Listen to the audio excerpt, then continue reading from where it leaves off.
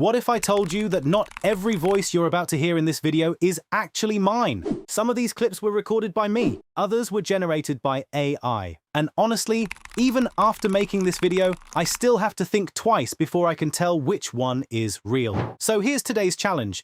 By the end of this video, I want you to tell me which voice you think is actually mine. Because today, we're testing one of the most talked about AI voice tools I've seen recently, Fish Audio. It's not just another text-to-speech generator. It can clone voices, generate completely original voices from a text description, add emotional performances to speech, and even make the same voice speak in multiple languages. But the real question is, can it actually sound human enough that people won't notice the difference? Let's find out. Welcome to the channel where AI stops being confusing and starts being fun. You'll find exciting tools, clever automations, and time-saving hacks that turn ideas into reality quicker than ever.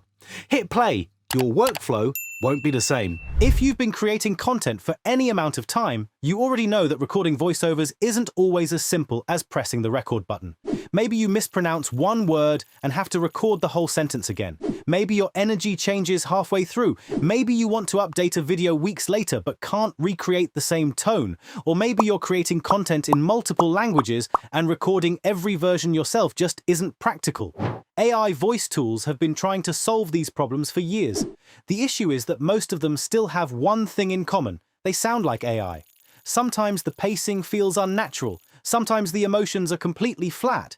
And sometimes they pronounce words correctly but still don't sound like an actual person speaking. So when I heard that Fish Audio recently introduced new features like emotion tags and voice designer, I wanted to see whether those features actually make a noticeable difference, or if they're just marketing buzzwords. Instead of reading through a feature list, we're going to test everything in real time. We'll clone my voice, we'll compare it against the original, we'll see how much emotion we can actually control, we'll create a brand new voice from nothing but a text prompt, and by the end, you'll probably have a hard time guessing which recordings are real and which ones were generated by AI. So let's jump in and start with the feature everyone is probably most curious about: voice cloning.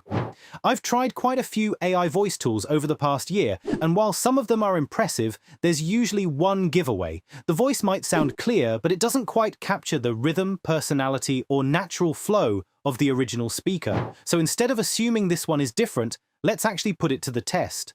The setup is surprisingly straightforward. After uploading a clean voice sample, Fish Audio analyzes it and creates a voice model that can be used for text-to-speech generation. What I like here is that you don't need to spend a lot of time tweaking complicated settings before getting your first result. Within a few minutes, I was ready to generate my first sample, so here's the sentence I'm going to use. First, here's my real recording. Technology keeps changing, but the best tools are the ones that save you time without sacrificing quality. Now, here's the version generated by Fish Audio. Technology keeps changing, but the best tools are the ones that save you time without sacrificing quality. Technology keeps changing, but the best tools are the ones that save you time without sacrificing quality. Honestly, that's already much closer than I expected. What stands out isn't just the pronunciation, it's the pacing. The pauses feel natural, and it doesn't have that robotic rhythm that instantly gives away so many AI-generated voices. But one sentence isn't enough. Let's make things a little more difficult. Instead of reading a simple sentence, let's try something that requires a bit more expression. Here's another script. First, my original version. I spent hours editing this project, and just when I thought everything was finished, I realized I had to record the entire voiceover again. Now the cloned version. I spent hours editing this project, and just when I thought everything was finished, I realized I had to record the entire voiceover again. I spent hours editing this project, and just when I thought everything was finished, I realized I had to record the entire voiceover again. Again, if I wasn't the one who recorded the original, I think I'd actually hesitate before confidently saying which one was generated. And that's really what makes a voice clone convincing. It's not about sounding perfect, it's about sounding believable. Now, I want to make this a little more fun. I'm going to play 3 short clips. One is my real voice. The other 2 were generated using Fish Audio. I won't tell you which is which until the end of this section. See if you can figure it out. In a quiet village where the sky brushes the fields in hues of gold, young Mia discovered a map leading to forgotten treasures. In a quiet village where the sky brushes the fields in hues of gold, young Mia discovered a map leading to forgotten treasures. In a quiet village where the sky brushes the fields in hues of gold, young Mia discovered a map leading to forgotten treasures. Go ahead and leave your guess in the comments before I reveal the answer later. I'm genuinely curious how many people get it right. This isn't about replacing your own voice. For me, the biggest advantage is flexibility. Imagine publishing a video and then realizing one sentence contains a mistake. Normally, you'd have to set up your microphone again, hope your voice sounds the same as it did last week, and record everything all over again. With a good voice clone, correcting that single sentence becomes much easier. The same goes for educational videos, tutorials, documentaries, podcasts, or any project where consistency really matters. Instead of trying to recreate the exact same recording conditions, you can simply generate a matching line while keeping the same voice and delivery. But voice cloning is only part of the story, because this next feature is what really made Fish Audio stand out during my testing. Most AI voices can read text. Very few can actually perform it. Let's see what happens when we start giving the AI emotional direction instead of just words. If you've ever used an AI voice generator before, you've probably noticed the same limitation I have. The voice might sound clear, it might pronounce every word correctly, but when it comes to emotion, everything starts sounding the same. Whether the sentence is supposed to be exciting, dramatic, nervous, or even funny, most AI voices deliver it with almost exactly the same tone. And that's where Fish Audio takes a very different approach. Instead of only telling the AI what to say, you can also tell it how to say it. These are called emotion tags, and honestly, this was the feature I was most excited to test. Let's keep the text exactly the same. Nothing changes except the emotion. Here's the sentence. I can't believe we finally did it. First, let's hear it with no emotion at all. I can't believe we finally did it. Sounds good, pretty natural. Now let's add an excitement tag. I can't believe we finally did it. Immediately, the energy changes. The pacing becomes faster, the emphasis shifts naturally, and it actually feels like someone's celebrating instead of simply reading a script. Now let's try something completely different. I can't believe we finally did it. I can't believe we finally did it.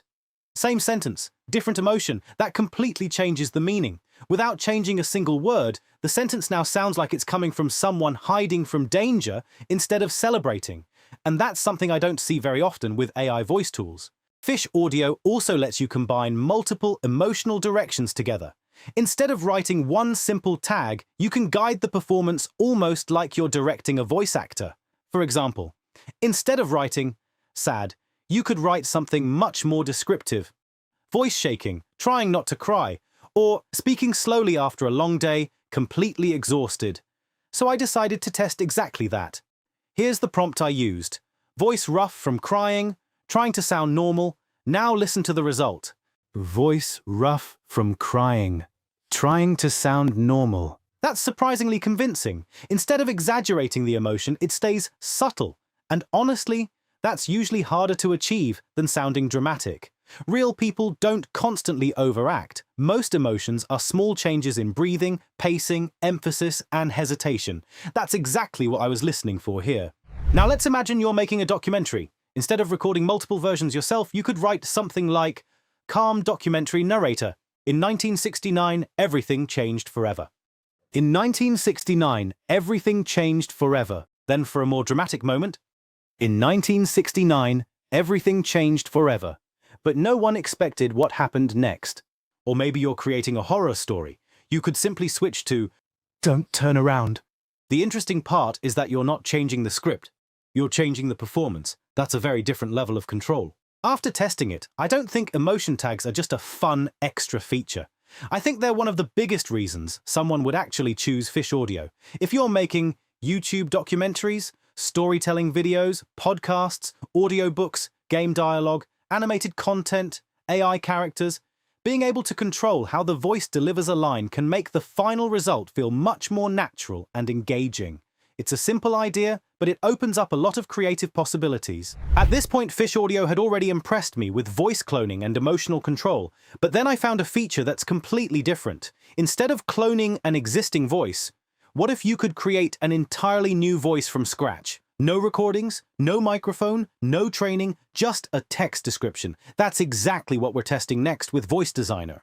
Up until now, everything we've tested has been based on cloning an existing voice. But what if you don't want to clone anyone at all? Maybe you're creating a fictional character. Maybe you need a narrator for your YouTube channel. Or maybe you're building a game, an AI assistant, or an animated project, and you want a voice that's completely original. That's where Voice Designer comes in. Instead of uploading a recording, you simply describe the voice you want using text. Think of it like writing a prompt for an AI image generator, but instead of creating an image, you're creating a voice. So let's see how well it actually works. For the first test, I kept the prompt fairly detailed because the more specific you are, the better the result tends to be. Here's the prompt I used. A calm, late-night radio host in his late 30s with a deep, slightly husky voice. Relaxed pacing, warm personality, speaking as if talking to one listener during a quiet evening. Now let's generate it. And here's the result. Welcome back. Wherever you are and whatever is on your mind tonight, just let it go. You're not alone. Let's just drift through the quiet hours together. Honestly, that doesn't sound like a random AI voice. It actually sounds like a character. The pacing matches the description, the tone feels relaxed, and it has a personality instead of sounding generic. That's something I wasn't expecting from a text prompt alone. But one voice isn't enough. Let's push it a little further. This time I want something with a lot more energy. Here's the second prompt. A cheerful travel guide in her 20s with a bright Australian accent, fast, playful pacing, always sounding like she's smiling while speaking. Generate... Oh my gosh, you guys are going to absolutely love this spot. The water is just pristine today, so grab your gear and let's dive straight in. Now compare it to the first voice. They're completely different. Different energy, different rhythm, different personality. And that's exactly what Voice Designer is supposed to do. You're not just changing pitch, you're creating a new voice identity. One thing I learned pretty quickly is that the quality of your prompt makes a huge difference. If you simply write something like, a nice female voice, you'll probably get a fairly generic result. But when you describe the person behind the voice, their age, personality, speaking style, mood, accent, even the situation they're in, the output becomes much more believable. Instead of thinking about adjectives, think about casting an actor. Who are they? How do they speak? Who are they talking to? That extra detail gives the AI much more to work with. For me, this feature isn't about replacing my own voice, it's about expanding what's possible. Imagine creating a documentary where different historical figures each have their own narrator, or a storytelling channel where every character has a unique voice, or an explainer video where the introduction, the narrator, and the dialogue all have different personalities. Normally, you'd need multiple voice actors. With Voice Designer, you can build those voices yourself in just a few minutes. And because they're original, you're not trying to imitate anyone else's voice. You can create something unique for your own projects. Another thing worth mentioning is that Voice Designer is currently available for free during its launch period, which makes it a great time to experiment with different voice ideas before deciding how you want to use it long term. So far, we've cloned a voice. We've created a brand new one from scratch. But there's one more question I really wanted to answer. What happens if that same voice needs to speak a completely different language? Can it still sound natural? Or does everything fall apart? Let's put that to the test next. One of the biggest challenges with AI voice tools isn't generating speech, it's keeping the same identity when you switch languages. A lot of tools can translate text, but once the language changes, the voice often sounds like a completely different person. The tone changes, the personality disappears, and sometimes the pronunciation feels unnatural, so this was something I really wanted to test for myself. I started with my cloned voice. Then I took the exact same script and generated it in a few different languages. The goal wasn't to judge my pronunciation. The goal was to see whether the voice still sounded like me. Let's hear the English version first. Hello, this is example of my voice in English. Now here's the same voice speaking Spanish. Hola. Esta es una muestra de mi voz en español. Hola, esta es una muestra de mi voz en español. Next, let's try Japanese. Konnichiwa, kore wa watashi no nihongo no onsei sample desu. Konnichiwa, kore wa watashi no nihongo no onsei sample desu. And finally, let's hear it in Arabic. Marhaba, هذا نموذج لصوتي باللغة اليابانية. مرحبا، هذا نموذج لصوتي باللغة اليابانية. What surprised me wasn't just the pronunciation, it was the consistency. Even though the language changed, the voice still kept a very similar personality. The pacing felt familiar, the tone stayed consistent. It didn't sound like Fish Audio was replacing my voice with a completely different narrator every time. Instead, it felt like the same speaker who simply happened to know multiple languages. For creators who publish internationally, that's a really valuable capability. Instead of recording every version yourself or hiring different voice actors, you can keep a consistent voice across multiple audiences. I can immediately think of a few types of creators who would find this useful. If you're making educational content, you could publish your videos in multiple languages while keeping a consistent narration style. If you're running a faceless YouTube channel, you can build a recognizable voice identity without having to record every version yourself. If you're creating games or animated projects, characters can sound consistent across different language releases. Even businesses creating training videos or product tutorials could save a lot of time by producing localized versions while maintaining the same overall voice. It's one of those features that may not seem essential at first, but once you imagine your workflow, you start to see how much time it could save. So far, we've tested each feature on its own, but that's not how most creators actually work. In real life, you're usually trying to finish a project, not just experiment with AI. So I wanted to see what Fish Audio looks like during an actual content creation workflow. Let's say I'm working on a YouTube video. I've already written my script. Now I need a voiceover. Normally, I'd record everything myself. If I make a mistake halfway through, I stop, go back, record again, then edit out all the mistakes. And if I decide to change one sentence after exporting the video, I have to set everything up again just to record a few seconds of audio. We've all been there.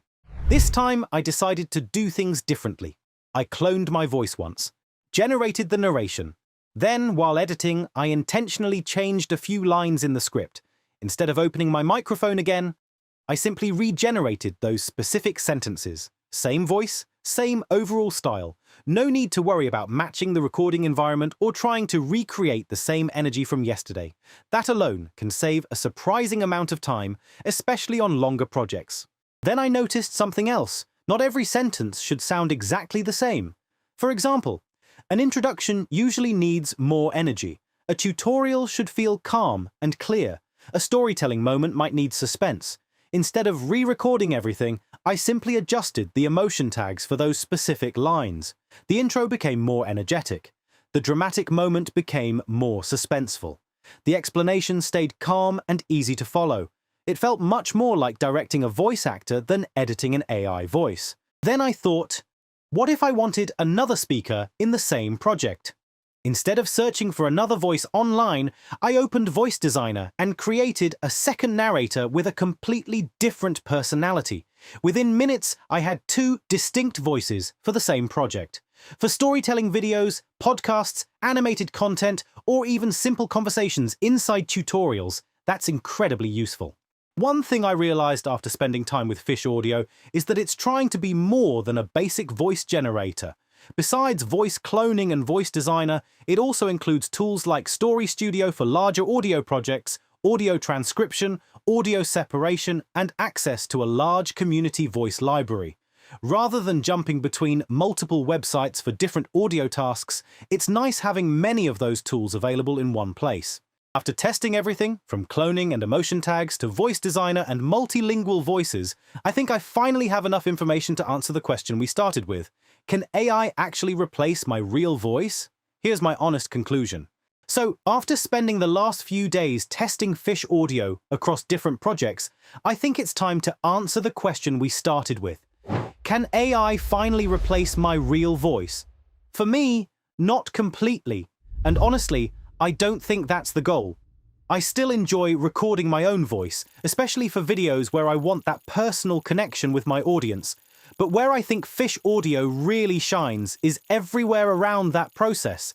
If I need to fix a sentence after I've already finished editing, if I need a different emotional delivery without recording the same line 10 times, if I want to create a completely original narrator, or if I want to publish the same content for audiences who speak different languages. That's where this tool becomes incredibly useful. Instead of replacing creativity, it removes a lot of the repetitive work that comes with producing content, and that's something I can genuinely appreciate. If I had to pick my favorite feature, it would definitely be emotion tags. At first, I thought they were just going to slightly change the tone of a sentence, but after experimenting with different combinations, I realized they completely change how the voice performs. You're not simply generating speech anymore, you're directing a performance. That opens up so many possibilities for storytelling, documentaries, podcasts, character dialogue, educational videos, and just about any project where delivery matters as much as the words themselves. The second feature that really stood out was Voice Designer. Being able to create a brand new voice from a text description feels surprisingly creative. Instead of searching through endless voice libraries, hoping to find something close to what you want, you can simply describe the kind of voice you're imagining and generate something original. I can see myself using that for future projects where I need different narrators or unique character voices. If you're someone who occasionally records voiceovers, this might be a nice tool to have. But if you're creating content regularly, whether that's YouTube videos, podcasts, audiobooks, animations, indie games, online courses, or social media content, I think you'll get much more value out of it because those small time savings add up very quickly. And if you've been curious about AI voices but avoided them because they sounded too robotic, Fish Audio is definitely one of the more interesting options I've tested recently. It's not about making AI sound perfect, it's about making it sound believable enough that it naturally fits into your workflow. Now, before we wrap up, remember the challenge from the beginning of this video? I asked you to guess which recordings were actually my real voice. Here's the answer. If you guessed correctly, congratulations! If not, you're definitely not the only one. There were a few moments where even I had to replay the clips before remembering which version I originally recorded.